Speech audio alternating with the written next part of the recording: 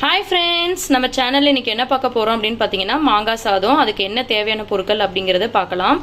நான் ஒரு மாங்காய் வந்து சீவி எடுத்து வச்சிருக்கேன். 8 வரமிளகாய் வந்து கிள்ளி எடுத்து வச்சிருக்கேன்.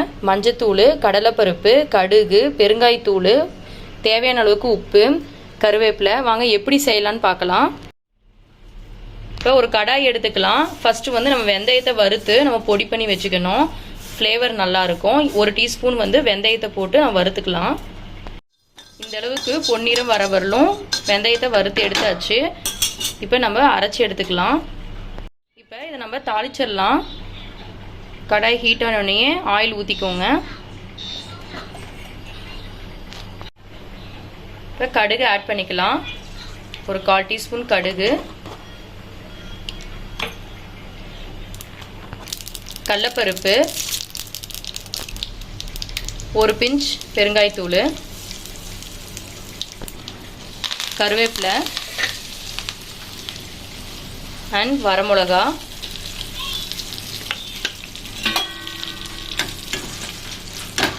கால் டீஸ்பூன் மஞ்சத்தூள். நல்லா மிக்ஸ் பண்ணிக்கலாம்.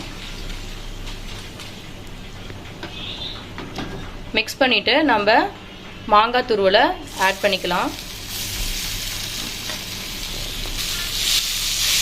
நல்லா கலரி விட்டுக்கோங்க.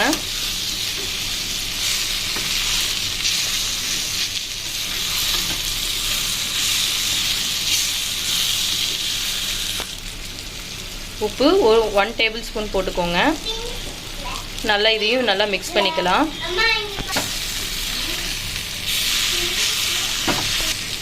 கொஞ்சம் நேரம் வேக விடலாம், ஒரு 5 மினிட்ஸு. இப்போ நான் வெந்தயம் 1 டீஸ்பூன் வந்து வறுத்து நல்லா பொடி பண்ணி வச்சுருக்கிறேன். இதையும் ஆட் பண்ணிடலாம்.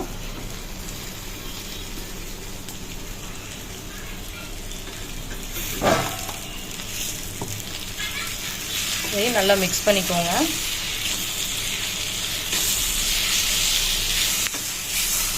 ஃபைனலாக நமக்கு மாங்காய் துவையல் ரெடி ஆயிடுச்சு. இப்போ இதில் வந்து சாப்பாடு கலரிக்கலாம். இப்போ ஒரு பவுல் எடுத்து சாப்பாடு ஆட் பண்ணிக்கலாம். சாப்பாடு நல்லா ஆற வச்சு எடுத்து வச்சிருக்கிறேன். வேணுங்கிற அளவுக்கு நம்ம சாப்பாடு எடுத்து கொஞ்சமாக வந்து மாங்காய் துவையல் போட்டு நம்ம வேணுங்கிறப்ப நம்ம பெரட்டி எடுத்து வச்சுக்கலாம். மீதியை நம்ம ஸ்டோரேஜ் பண்ணி எடுத்து வச்சுக்கலாம். 2 வீக்ஸ்னாலும் அப்படியே இருக்கும், நல்லா இருக்கும் இந்த துவையல்.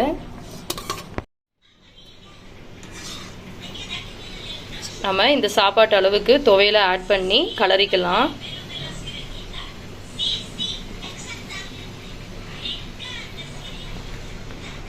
கொஞ்சம் நல்லெண்ணெயும் ஆட் பண்ணி கலரும் போது செம்ம டேஸ்ட்டாக இருக்கும். நம்ம கலரி பார்த்துட்டு லைட்டாக உப்பு பத்தலைனா கூட நம்ம ஆட் பண்ணிக்கலாம்.